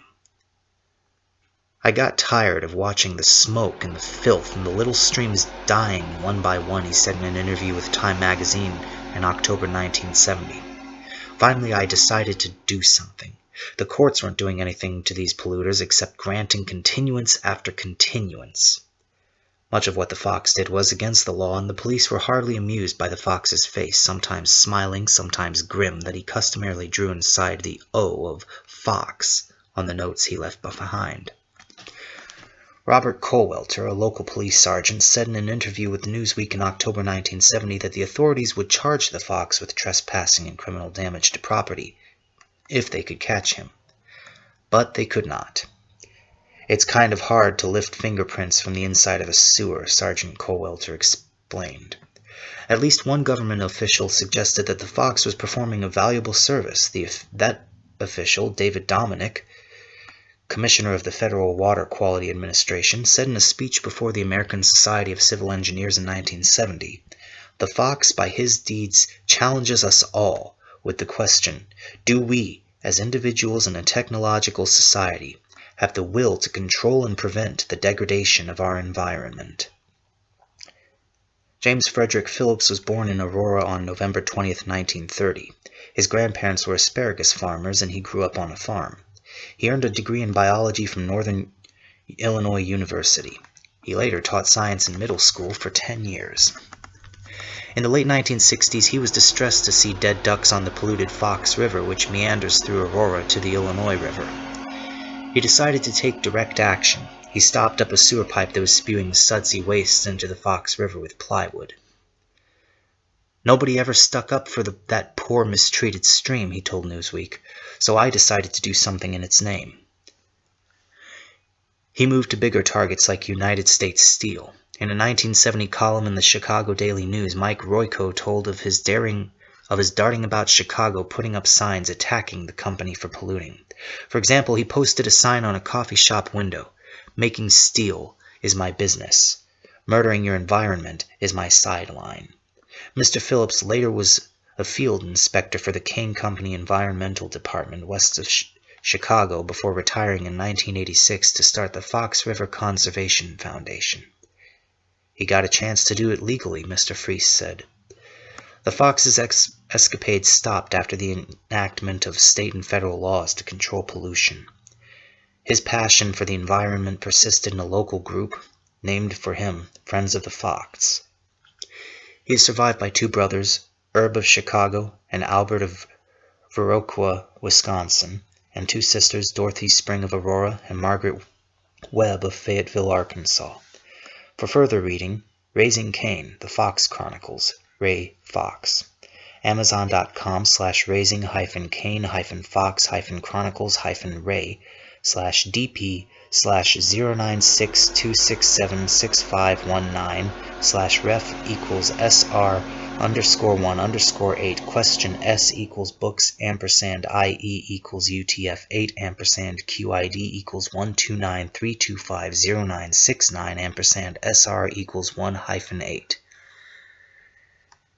In New York, The Magnificent 13 by HPTime.com. James Wilde, Monday, May 7th, 1979. The New York City subway is cold and spooky with shadows. Water drips from the vaulted ceiling into small pools beside the tracks below. At one end of the platform, a rusting steel bridge leads to the street elevator. It is past midnight. A well-dressed man walks nervously up and down, a few steps at a time, waiting for a train. He knows he is a target and is plainly scared. The elevator descends. The man sees 6 teenage blacks sweeping toward him like a pack of wolves. First they literally sniff him up and down, and then they urinate in a circle around him. They reek of the peppermint smell of angel dust, and they are looking for somebody to blow away like this turkey. Suddenly 4 more teenagers in red berets emerge from the shadows at the other end of the dark platform. They are silent. But at the sight of them, the wolves leave their victim, disappearing at a run down the track toward the next station. Their shouted obscenities echoing back through the tunnel. As the Curtis rescued man tries to say thanks, his words are drowned in the roar of an oncoming train. He gets aboard, shakily waving one hand at his young rescuers in a half salute. The rescuers, 1 black, 1 Hispanic, and 2 Chinese, are on a patrol for the vigilante group that calls itself the Magnificent 13. But for their presence at the 149th Street Grand Concourse IRT station in the Bronx, the traveler might well have become one more grim ripple in the current wave of terror beneath New York's streets. Nobody is sure exactly how many people have been robbed and beaten in recent months by teenage gangs, often while fellow passengers and even train conductors did nothing. Already this year there have been 8 subway murders. On one particularly bad night, 2 token booth operators in Queens were burned to death after some teenagers poured gasoline through the change window and set it afire. The situation got so bad that in March, Mayor Edward Koch sent additional police underground to patrol subway trains between 6 p.m. and 2 a.m. But the Magnificent 13 took up its underground patrols well before the mayor acted. The group's founder and leader is Curtis "The Rock" Sliwa, 23, a night manager of the McDonald's restaurant at the corner of Broadway and 236th Street in the Bronx. Neatly turned out and ruggedly handsome, Sliwa became known as The Rock for his high school skill at brawling and ability to go for days without sleep. He also has some notable experience with civil action. In 1977, he formed something called the Rock Brigade. 63 high school kids, all volunteers, who are still providing and servicing 440 garbage cans in the ghettos of the South Bronx to set an example of how to keep a neighborhood clean. Considering crime on the subways, Sliwa came to a conclusion. Volunteer patrols, he recalls, seemed the only way to show those bums the public's had enough. Wearing red berets as a badge of office, the original 13 went into action last February 13th, with 3 teams patrolling what is known as the Muggers Express, the number 4 IRT train from Woodlawn in the Bronx to Atlantic Avenue in Brooklyn. We stopped a mugging for the first night, a 167th and River Avenue, one patroller remembers. We asked the conductor to signal ahead to the next station where we handed the mugger over to the transit police. A week later, they suffered their first casualty. During a routine inspection, a team captain, Carl Smucker, 20, a cook at McDonald's, was knocked down by a thief lurking behind a garbage container. The rest of the patrol grabbed the attacker, but Smucker had already been slammed to the floor hard enough to break his jaw in 2 places. After a few weeks of patrolling by the Red Berets, which the 13 are sometimes called, robbery and violence dropped on the Muggers Express. Since then, Sliwa has branched out. Every night the teams meet at Sliwa's McDonald's around 9 p.m., then head out in patrols of 4. Though most members accepted into the Magnificent 13 have had some training in the martial arts, and some admit to carrying knives for protection when journeying alone at night, on patrol they have no weapons and even refuse the walkie-talkie radios that the transit authority urged them to use. They do not want to seem part of the police. Patrolling, they check out the stations first, particularly those of elevated trains, which are always badly lit. Once aboard a train, they split up, striding through the cars, looking for potential targets such as drunks or women alone, and for potential troublemakers, usually small groups of watchful kids also on the lookout for victims. At each stop, the Red Berets all stick their heads out the doors of whatever cars they are in to check up on each other. If anyone is missing, they know the guy is in trouble. Our main weapon is our presence, Sliwa notes. We don't want to tangle with anyone if we can handle it, but just being around puts the muggers off. Sliwa began recruiting in the jungles of the South Bronx among ghetto kids, who in the eyes of the world are more likely to be criminals than crime fighters. Among the original 13 is Tony Mayo, 18, a black who never knew his father, lost his mother when he was still a toddler, was then raised by relatives in one of the grimmest sections in any American city. "I'm nearly a black belt," said Mayo. "I can disarm a man carrying a knife. I've developed a spiritual eye. I can feel you behind me. I can feel your vibes." Arnaldo Salinas, 18, another ghetto child, wants to be an FBI man. "There's not so many Puerto Ricans in the FBI, I think," he says with a grin gleaming from under his straggly mustache. Carlos Lopez, another Puerto Rican, has just graduated from Cardinal Hayes High School, where he was president of the computer club and an editor of the school newspaper. He had just been admitted to MIT. His father is a janitor at a New York hospital. With volunteers flowing in, the 13 have now become 48.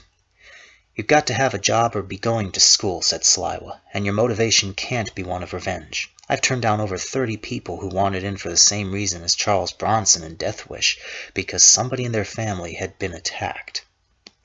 Recruits are first tested for reflexes and an ability to go without sleep, then for tolerance of verbal abuse, as Sliwa calls them, racial slurs, the least of the taunts they may get in the subway. Nearly every volunteer has been excited by The Warriors, a film in which street gangs plot to take over New York. Among the fired up who have been accepted are 10 whites, 6 blacks, 12 Hispanics, and just lately, 20 Chinese. After the Magnificent 30 was written up in Chinese newspapers, before taking any of them, Sliwa had to hold consultations with the Ghost Shadows, the most powerful gang in Chinatown, explaining he was not out to control turf, just police the subways. The police do not take the Red Berets very seriously, partly because they distrust vigilantes and have come to feel that active help from civilians is more trouble than it is worth. But Sliwa intends to continue the patrols. It doesn't take the muggers long to change their schedule, he notes. 6 major subway thefts with violence have lately been committed after special police patrols knocked off work at 2 a.m. Fortnight ago, as Sliwa and 2 other Red Berets drove off, 6 men trying to rape a woman on a Brooklyn elevated platform, Sliwa disarmed a man with a sawed-off shotgun by using a kung fu kick to the head. But he himself spun over the guardrail and fell 18 feet into a freight yard. He suffered only heavy bruises and strained muscles. One Saturday night on the Muggers Express, with some of the cars awash in vomit, Lopez's patrol picked up a drunk who was hardly able to stand. He recognized them. "Hey, man, I seen you guys. Man, I'm out of my head. Please take me home." They did. Back on the line, they met an old woman who said simply, "You boys, you make me feel safe again." Such compliments in ghetto slang are known as zooping you up. The 13 are zooped up a good deal these days. Says Saliwa, this is partially why the guys do this. They really get a kick out of being recognized. It is nearly 4 a.m. Sunday, and the berets are so tired they can barely see. Doing this night after night is pretty monotonous, Lopez points out. You wait, and just when you feel like dozing off, something happens. Sure enough, entering a new car, they find a pickpocket rolling a drunk. When he sees the patrol, the nimble-fingered dude just smiles and slips away empty-handed. James Wilde. And that was How to Be a Superhero by the Knight Rider. And this is Anyman, reminding you that you have and are the power. Use it wisely and use it well.